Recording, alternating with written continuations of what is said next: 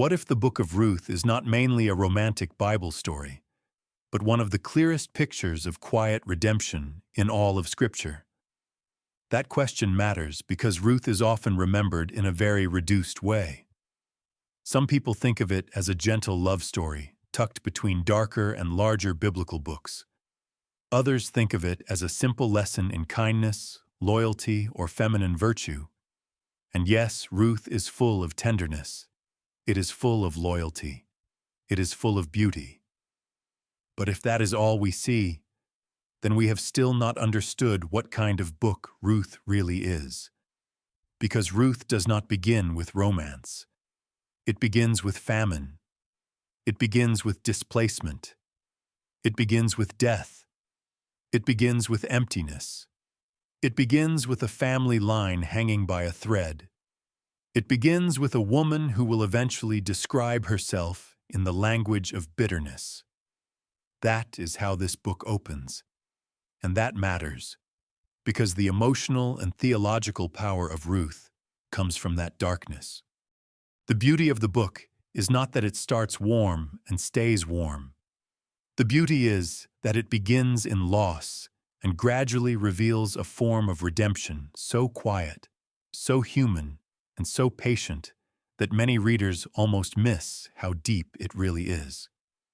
That is the first thing we need to establish. The Book of Ruth is not sentimental at its core. It is a story of emptiness, grief, loyalty, and hidden providence before it becomes a story of restoration.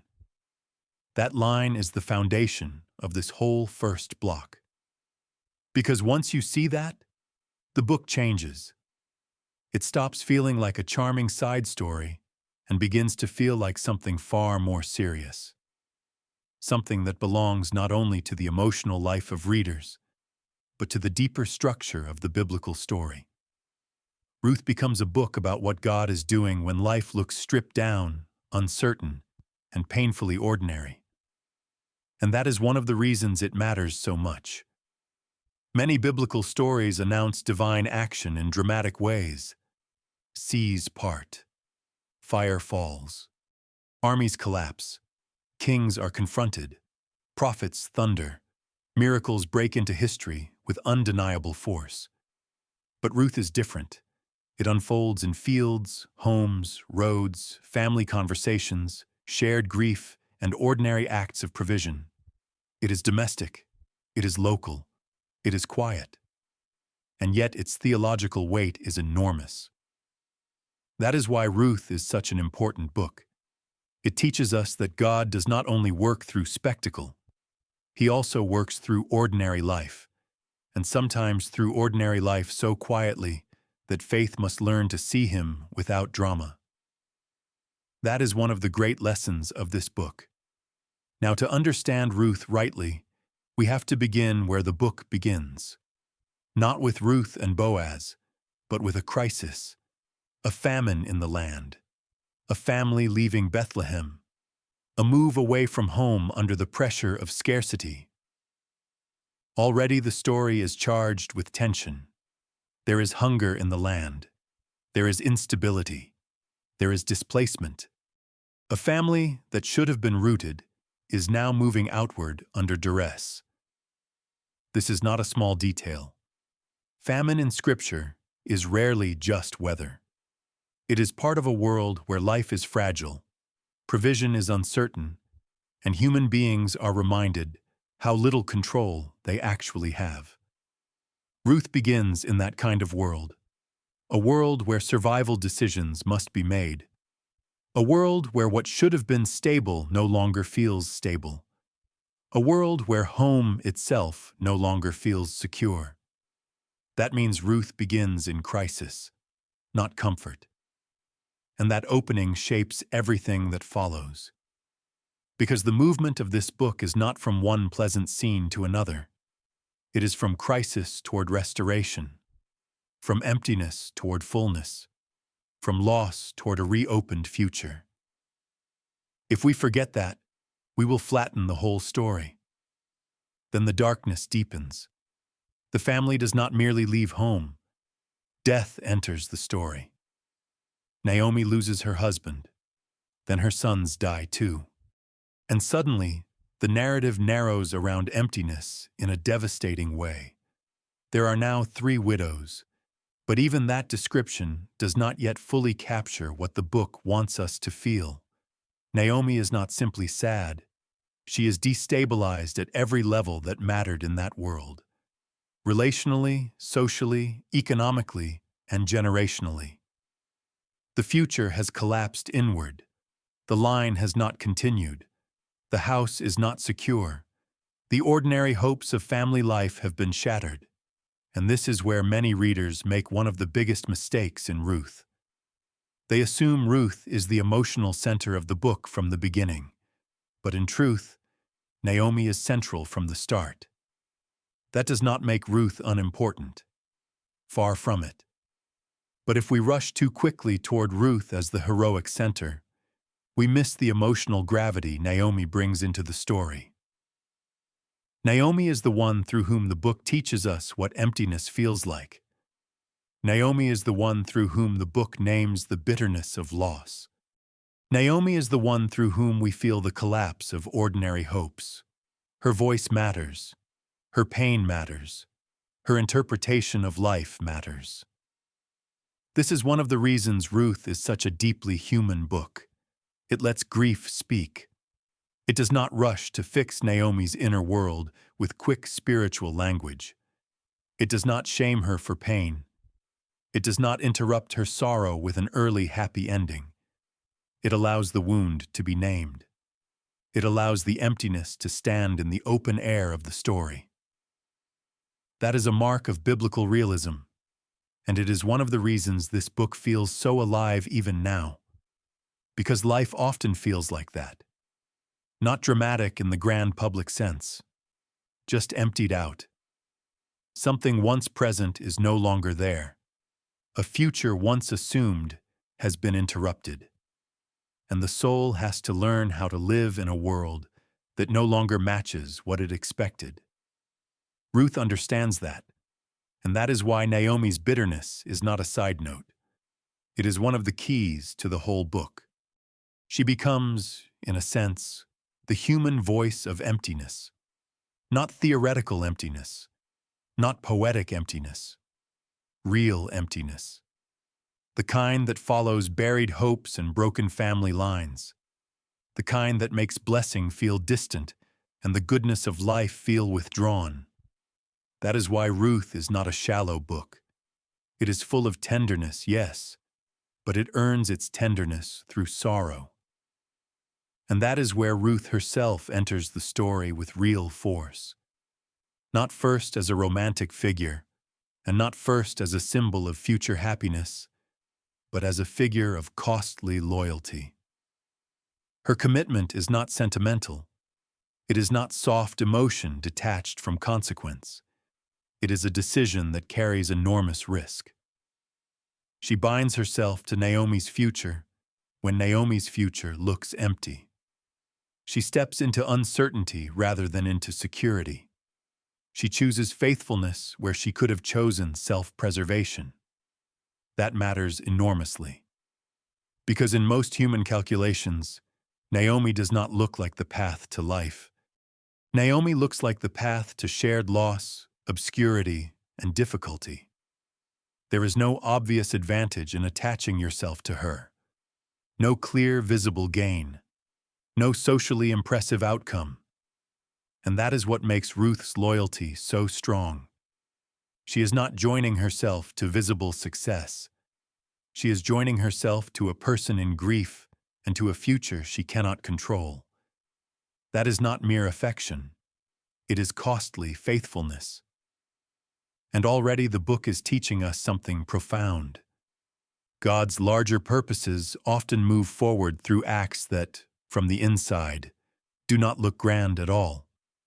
Ruth does not know the end of the story. Naomi certainly does not know it. They are not stepping forward with full clarity.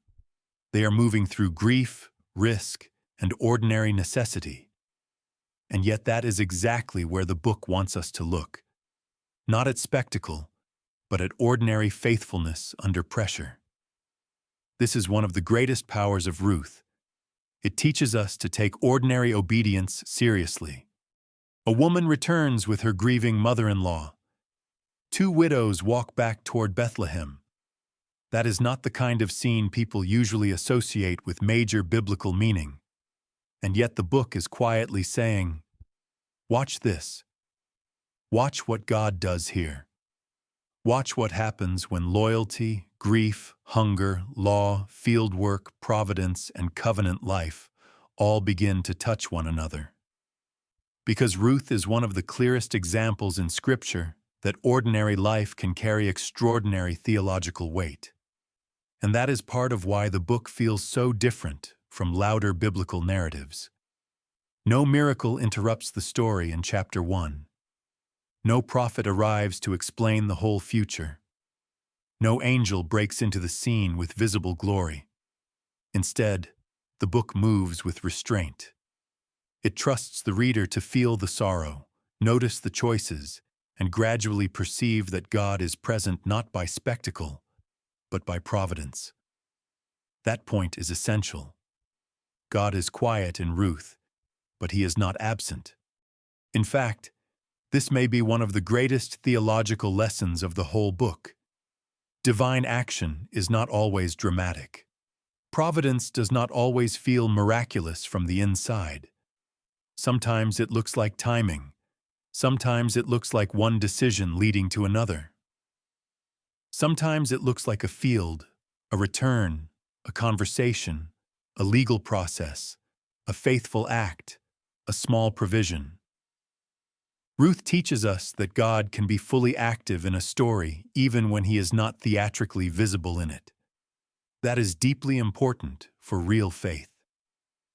Because many people know how to recognize God only when life becomes visibly extraordinary.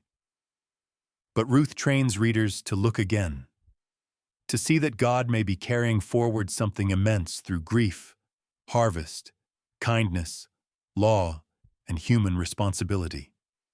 That does not make his work less real.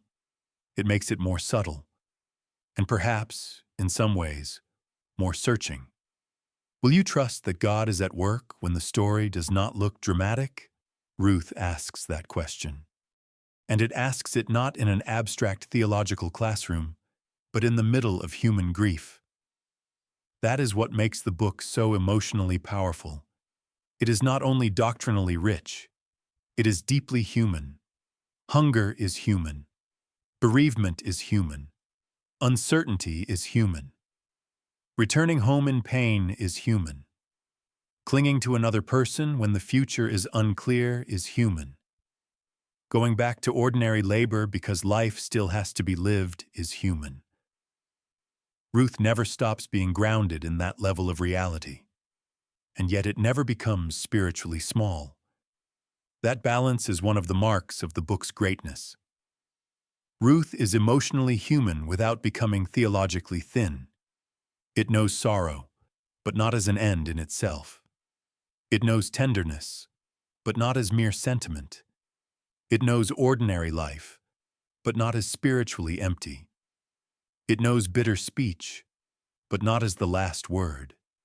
It knows risk, loyalty, and need, and it lets all of that remain real while a larger pattern slowly begins to emerge. And that pattern can already be named in broad terms here at the end of Block 1. The movement of Ruth is from emptiness toward fullness through God's hidden providence. That is the line we will keep tracing. Famine will meet harvest. Loss will meet restoration. Bitterness will meet kindness. Vulnerability will meet redemption. What looks cut off will reopen toward a future. But none of that will happen cheaply. And none of it will happen as though the pain at the beginning was unreal. Ruth is too honest for that.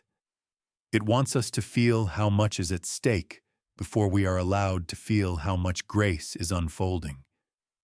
Because once we understand that Ruth begins not with romance but with famine, death, emptiness, and quiet providence, the next question becomes unavoidable.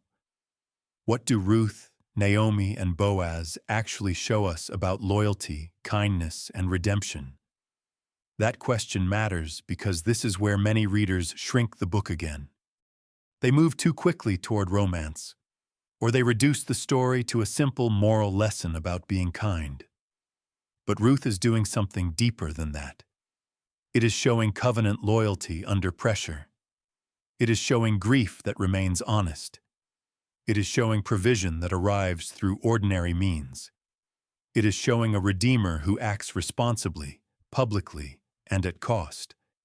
And it is showing how emptiness begins to be reversed, not by sentimental feeling alone, but by real redemptive action. That is the heart of this block. The center of Ruth is not romance alone. It is covenant-shaped loyalty and redemption in action. That is the line we need to follow carefully. And the first place to begin is with Ruth herself. Because Ruth's loyalty is one of the strongest things in the whole book. People often remember her famous words because they are beautiful, and they are beautiful. But if we only admire their beauty, we may still miss their force. Ruth is not speaking as someone stepping into a visibly secure future. She is binding herself to Naomi when Naomi appears to offer no clear future at all.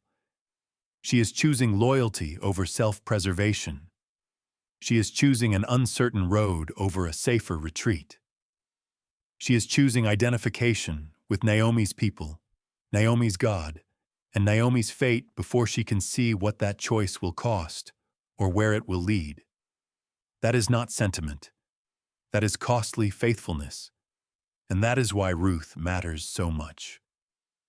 Her loyalty is not driven by visible gain. It is driven by a commitment that transcends immediate advantage. In a world where survival and security matter deeply, she makes a decision that looks almost irrational if judged only by short-term outcomes. She gives up the path that appears more manageable and chooses the path of solidarity with loss. That is one of the reasons Ruth's loyalty has such moral and theological depth.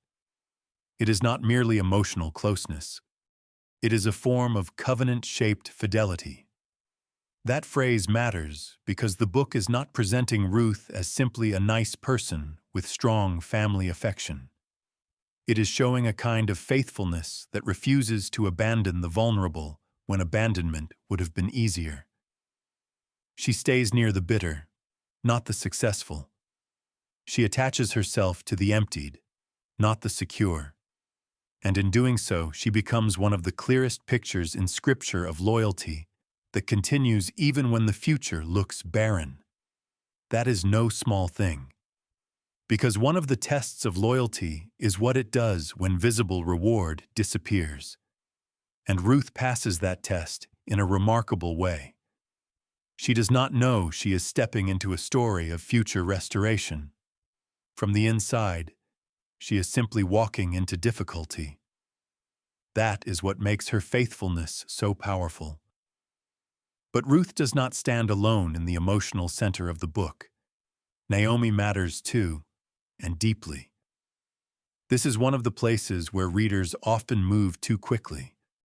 They admire Ruth and Boaz, and treat Naomi almost like the sad opening chapter that must be moved through so the warmer parts of the book can begin.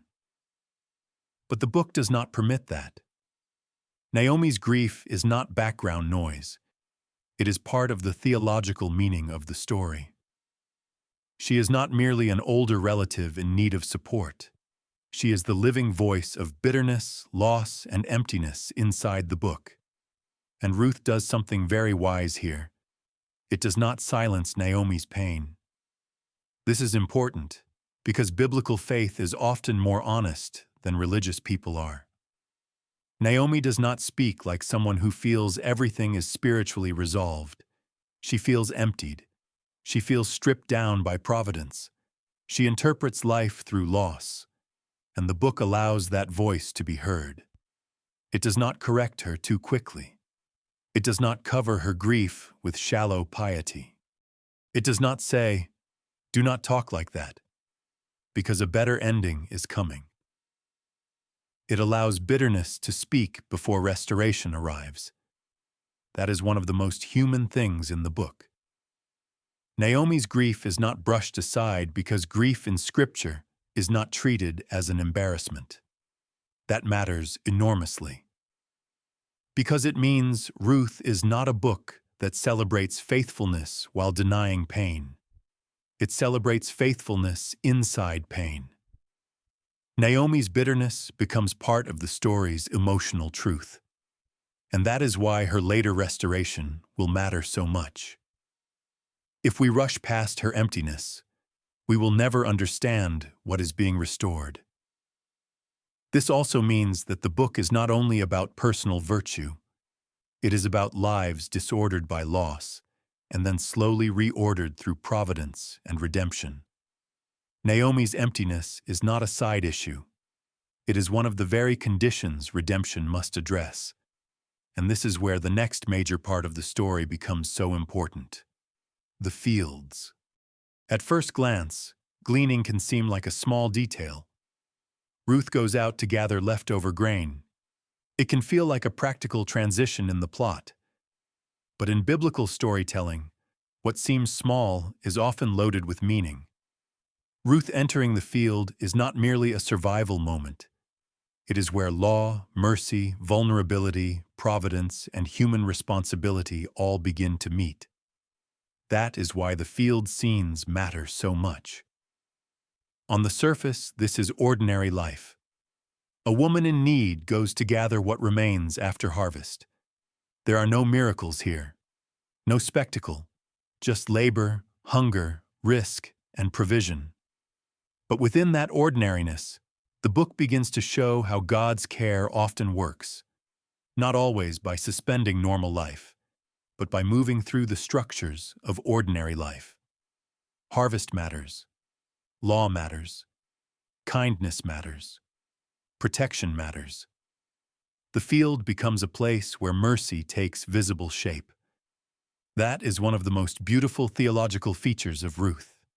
Even gleaning becomes a place where providence and mercy quietly meet. And that teaches us something important about how the Bible understands God's care. Provision is not always dramatic. Sometimes it comes through places that would look mundane to an outside observer. A field, a worker, a lawful custom, a timely encounter. Yet inside those ordinary mechanisms, the story asks us to see something more. God's providence is not absent because the event is ordinary. It may be present precisely there. This is why Ruth is such a powerful book for readers who struggle to see meaning in the ordinary. It tells us that ordinary scenes may carry immense redemptive significance. Then Boaz enters the story. And here again, the book is often reduced too quickly. Boaz is sometimes remembered mainly as the romantic male figure who appears at the right time. But the book is doing much more than presenting a desirable husband figure. Boaz matters because he embodies covenant kindness in action. He is generous, yes, but not carelessly so. He is kind, but not vaguely so. He is protective, but not possessive. He is serious, responsible, restrained, and deeply aware of the moral and covenant shape of what he is doing. That is why Boaz matters. He is not just attractive because he is kind. He is important because his kindness has covenant weight. That phrase is important. Boaz is not acting out of sentimental impulse. He is acting out of a morally ordered, covenant-shaped understanding of what responsibility requires. He sees vulnerability and does not exploit it. He sees need and does not ignore it. He sees Ruth's faithfulness and responds not with manipulation, but with integrity. That makes him one of the most substantial male figures in the biblical narrative, not because he is flashy, but because he is ordered. And that order matters. Because Ruth is not telling us that redemption happens through random acts of niceness. It is showing us that mercy becomes durable when it moves through covenant seriousness, lawful responsibility, and public integrity. Boaz's kindness is strong because it is disciplined. It is not impulsive benevolence. It is faithful action within a moral order. This is where the book's idea of redemption becomes especially important. Because redemption in Ruth is concrete. It is not abstract rescue language floating above life. It has legal, familial, economic, and relational dimensions. A name is in danger of disappearing. A family line is in danger of being cut off. A widow is vulnerable. Naomi's house has been emptied. The future looks closed. Redemption in Ruth answers that whole web of threatened loss. It involves inheritance, household continuity, social belonging, protection, restoration, and future. That is why this book is so useful for understanding biblical redemption more broadly. It shows redemption not as a vague feeling of rescue, but as the costly restoration of what was in danger of being lost. That line is one of the most important in Block 2. Because many readers think of redemption only in very spiritual or abstract terms. Ruth shows it in lived social form. It has to do with concrete realities: names, land, family, provision, legal standing, and continuity. That does not make it less theological. It makes it more. Redemption in the Bible is not less than personal salvation, but it is often more textured than modern readers assume. It restores what has been broken, reclaims what is vulnerable, and reopens what seemed closed. That is exactly what is happening here. And this is also why Ruth is not merely a story about kindness. It is about ordered redemption. That distinction is crucial. If we say the book is just about kindness, we miss its structure. Mercy in Ruth is not random generosity detached from covenant life. It moves through law, responsibility, kinship, public process, and rightful action. That is one of the reasons the book feels so grounded. It does not portray grace as chaos. It portrays grace working through order. That is a very biblical pattern. God's mercy is not usually careless. It is wise, fitting, and morally serious. That is what Boaz embodies. He is generous, but his generosity is not a bypass of responsibility. He is merciful, but his mercy does not collapse order. He participates in redemption through covenant faithfulness. And that means Ruth gives us a vision of kindness that is stronger than sentiment and deeper than emotion. It is kindness with structure, responsibility, and cost. And that is where the real turning point of the book begins to come into view. Because the turning point is not emotional only. Yes, the emotional warmth matters. The book is tender. It is moving. It is deeply humane. But the real turning point is that the future begins to reopen. What looked closed begins to open again. What looked emptied begins to receive. What looked cut off begins to move toward continuation. Naomi's line is not abandoned to disappearance. Ruth's vulnerability is not left without answer. A path forward begins to appear where there seemed to be no future. That is the deeper turning point. Redemption begins to reverse emptiness and reopen the future. And that is why the book becomes increasingly radiant without ever becoming shallow. It is not simply that the mood improves. It is that loss is being answered by something structurally stronger than loss. The future is no longer defined by famine, death, and bitterness alone. There is now movement toward restoration. This matters for both women, but in different ways. Ruth is restored through belonging, protection, provision, and future. She entered the story in vulnerability and outsider status, and she is slowly brought into security and recognized covenant belonging. But Naomi's restoration is different and equally important. Her story is not just that she gets to watch Ruth's life improve. Her own emptiness is answered. Her bitterness is not treated as the final truth of the story.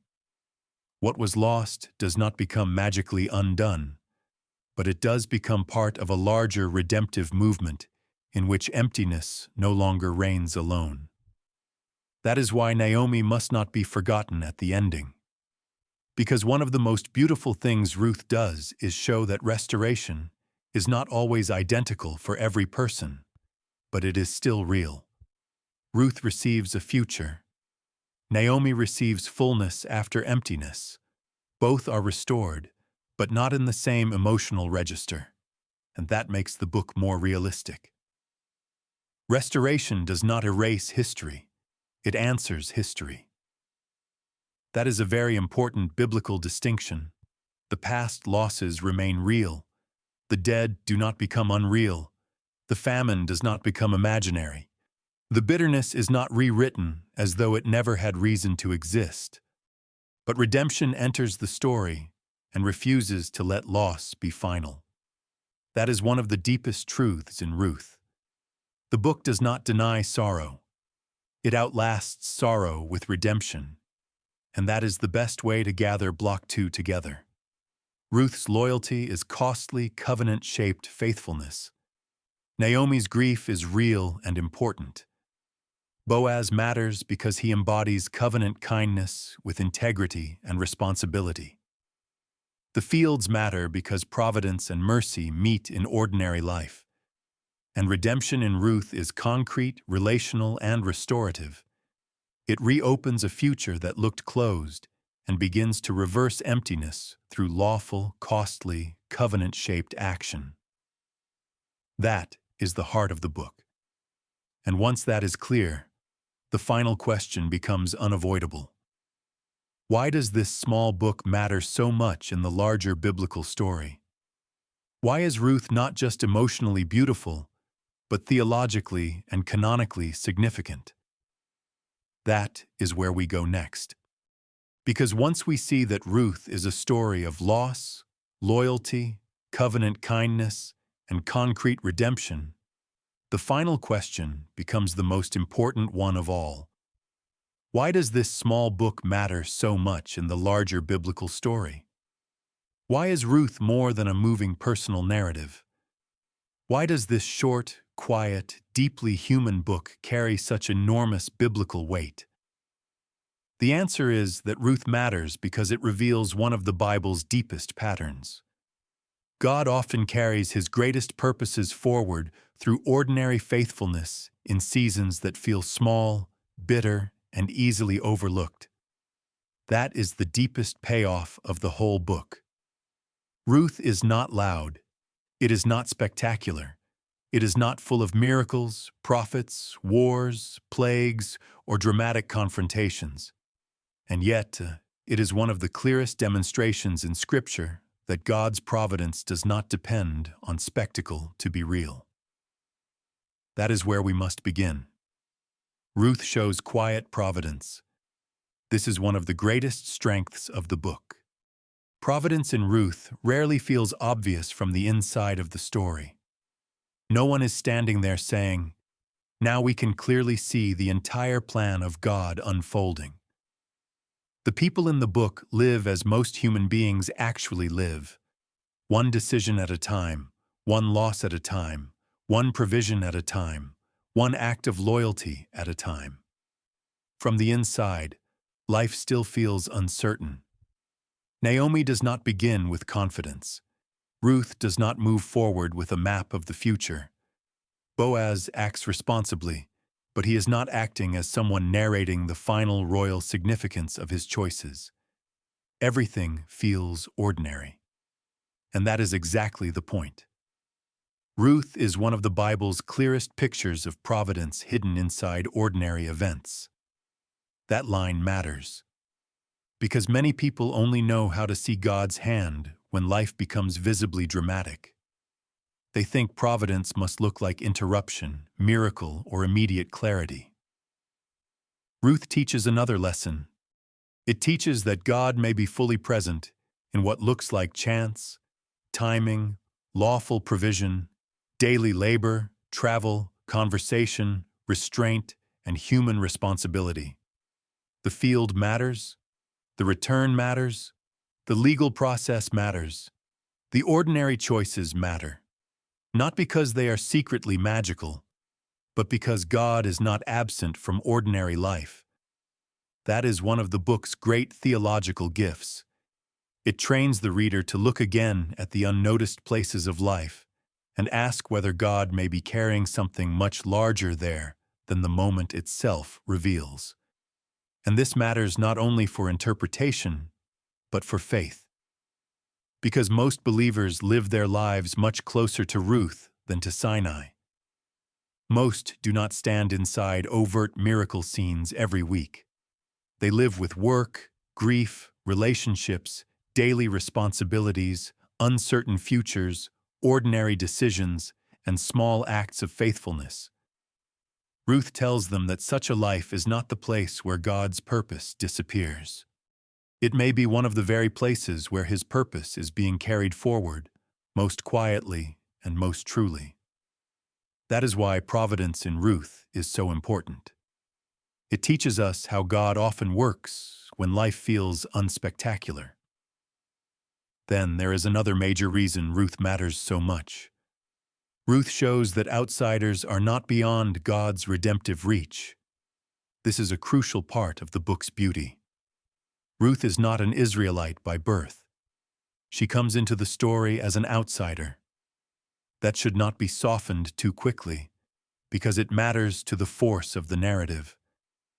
She is vulnerable not only because she is widowed and poor, but also because she enters a world in which she does not naturally belong by ancestry. And yet the book does not leave her at the edge. That is profoundly important. Because Ruth is not simply tolerated, she is brought in. Her faithfulness, vulnerability, and place in the story become part of the very line through which the larger biblical story moves forward. That means the book is quietly revealing something about the wideness of God's mercy. He is not working in a narrow, closed, self-protective way. His redemptive purpose is capable of bringing in the one who appears to stand outside. That is one of the reasons Ruth is such a theologically rich book. It is a story about belonging being opened where, humanly speaking, exclusion might have been expected. And that matters greatly for how we understand redemption. Because redemption in the Bible is not only about repairing what is inside the covenant community in a narrow sense. It is also about the astonishing generosity of God in bringing the outsider near. Ruth does not erase covenant identity. It deepens our understanding of how gracious and surprising God's redemptive purposes can be. That is why this book has such quiet force. It reveals that God's mercy is larger than small human boundaries. And from there, another major theme becomes clear. Ruth connects personal faithfulness to the larger kingdom story. This is one of the most important canonical payoffs in the whole book. On the surface, the events of Ruth seem small and local. Two widows return to Bethlehem. One woman works in a field. A righteous man acts with kindness and responsibility. A legal matter is resolved. A household is restored. All of this feels intimate, almost domestic. It does not look like one of the books where the great story of nations visibly turns. But then the ending forces the reader to see differently. Because suddenly the book opens outward. The horizon widens. What looked like a local family story is revealed to have much larger significance. That is not a random flourish added at the end. It is the point of the book's structure. Ruth has been quietly training the reader to see that ordinary faithfulness may sit inside an extraordinary story, even when the people living it do not yet grasp that fact. That is one of the most powerful truths in all of Scripture. Ordinary faithfulness can carry extraordinary biblical significance. That line belongs at the center of Block 3, because Ruth is one of the clearest examples of that principle. A woman's loyalty to her mother-in-law, a man's lawful, generous response in a field and at the gate, a household line being preserved, a future being reopened. From the inside, this is deeply human and painfully local, but from the perspective of the canon, it is also kingdom history moving forward. And that changes the book completely. Ruth is not a side story. It is a quiet part of the main story. That brings us to another major reason the book matters.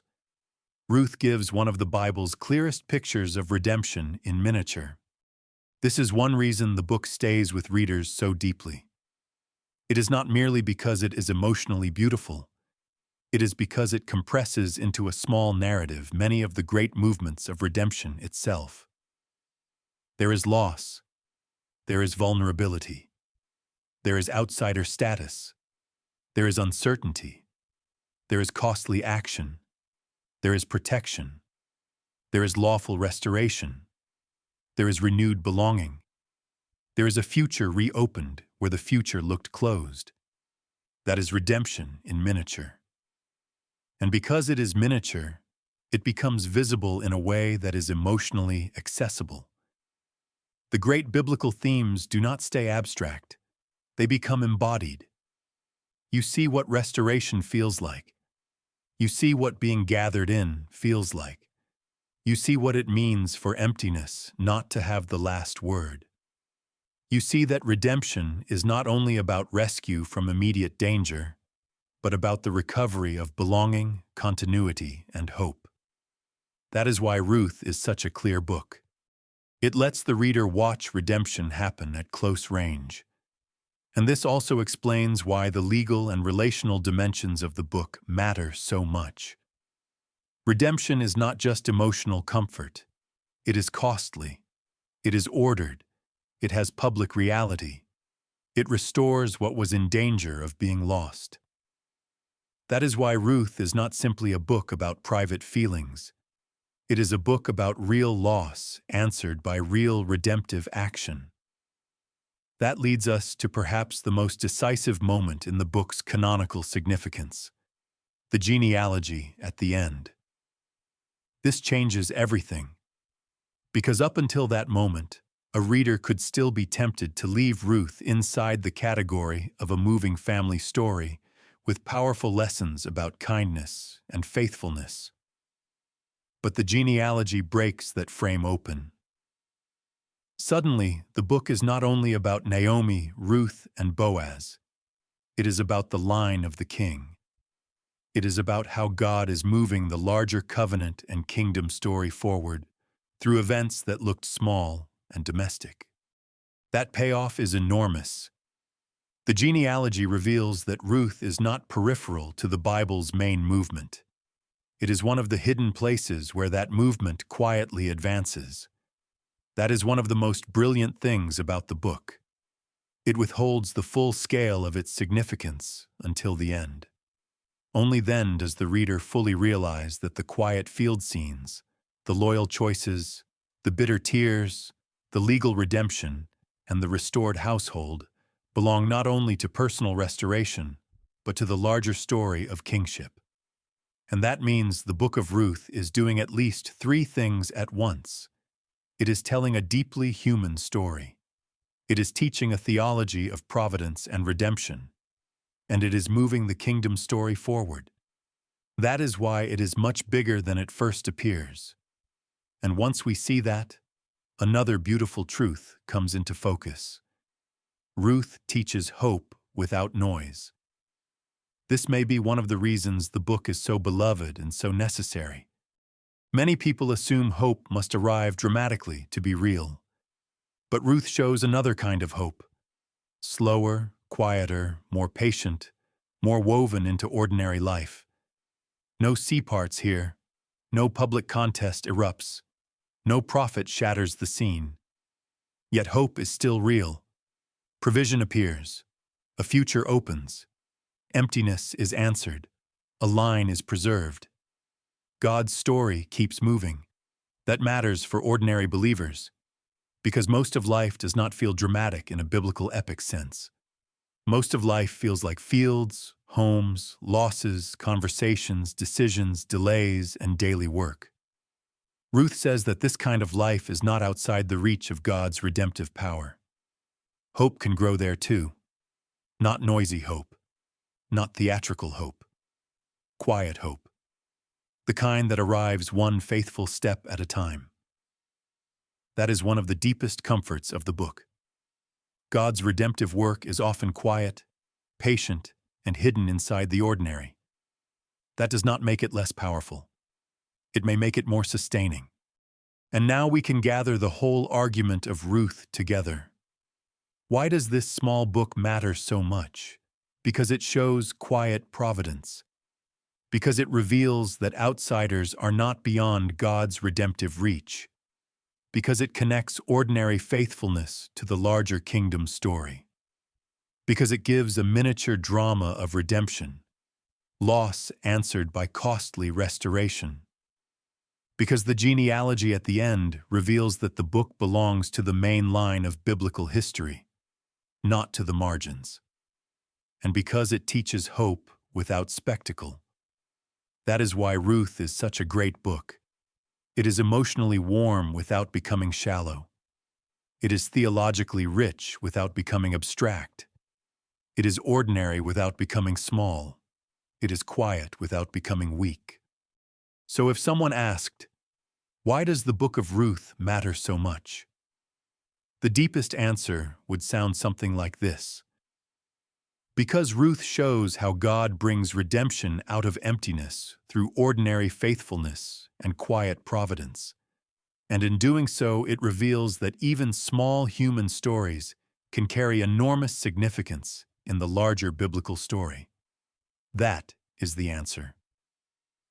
And perhaps the best way to close the whole video is this. If you want to see how God can move a great story forward through small acts of faithfulness, Ruth is one of the clearest books in the Bible. It begins with famine and bitterness. It moves through loyalty and hidden providence. It opens into redemption and restored future. And it ends by revealing that this quiet story was never small at all. So let me ask you one simple question. What stands out to you most in Ruth right now?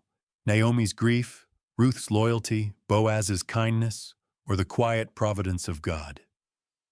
Share that in the comments below. And if this video helped you understand the Book of Ruth more clearly, subscribe and stay with us. Because once you start seeing how God works through ordinary faithfulness, many small parts of the Bible begin to look much bigger than they first seemed.